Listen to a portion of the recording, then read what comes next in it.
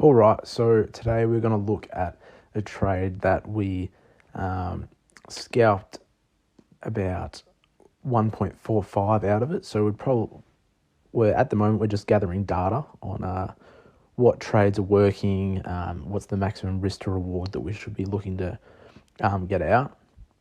So how I would usually do it is I'd probably be targeting 3 risk to reward, just because if I'm targeting down at, say, all the way down at 8 or 10, you're going to have a lot more data to put in. So at the moment, for say the first 100 trades, I'm just going to be targeting 3R, 2R, and 1, and then just taking the data out of that to see which one's more profitable.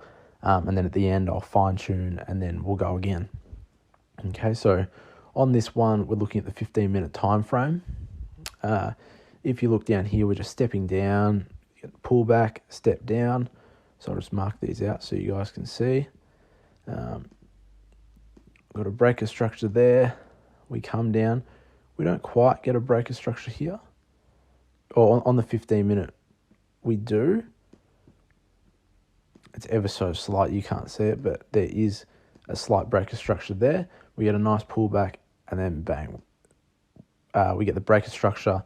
And as per usual, we're going to be looking at the protected high of this area to take a trade off. So we're just going to mark that out here. Get the protected high. So what we're going to be wanting is we're going to be wanting a zone that's within this structure for us to take a short out of, okay? In this scenario, there is only one to have a look at, and it's approximately 4 pips big, this order block just here. So we can put our stop loss above it, over the protected high. So that just ticks all the boxes, because if over here, like it has done eventually, once this just breaks through our line, we know that we've changed character. We're now in a bullish environment. We don't want to be in that trade anymore. So this is perfect for us. So we've marked out this area. We don't have any liquidity in this scenario, just because the liquidity is sitting down here. So it's sort of a bit invalid. It's a bit too low. And it will get taken out regardless, but it doesn't really give us a lot of confluence for our actual trade. So we've just got imbalance here as our only confluence. We come up and we tap in. Okay, I'm just going to highlight this so we can come back. Okay, so over here on the 5-minute, we are just looking to see, we just want a candle close outside of the zone. And so if you can have a look there, we tap in and we close on this candle just here. So the very first one taps in, closes below. We do nearly get stopped out here, but we don't, obviously. So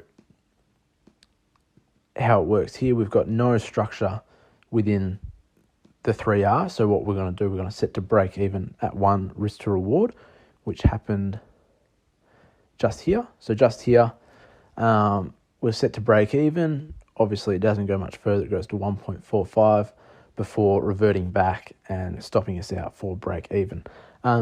So this is a good trade. It's really textbook. It's exactly what we want to be looking for. Just here, it's exactly what we want to be looking for. Unfortunately, it didn't play out the full way, but that is fine. And yeah, it just goes to show what a good trade is and how sometimes they don't play out.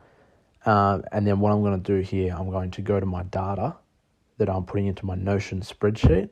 And so obviously for 1 risk to reward, if I was targeting that every day, that would be a win. But obviously for my 2 and 3, it would be a break-even trade. Okay, so it's all about collecting data, seeing where I'm at over, say, 100 trades, 200 trades, and then fine-tuning. But yeah, that's the whole crux of it.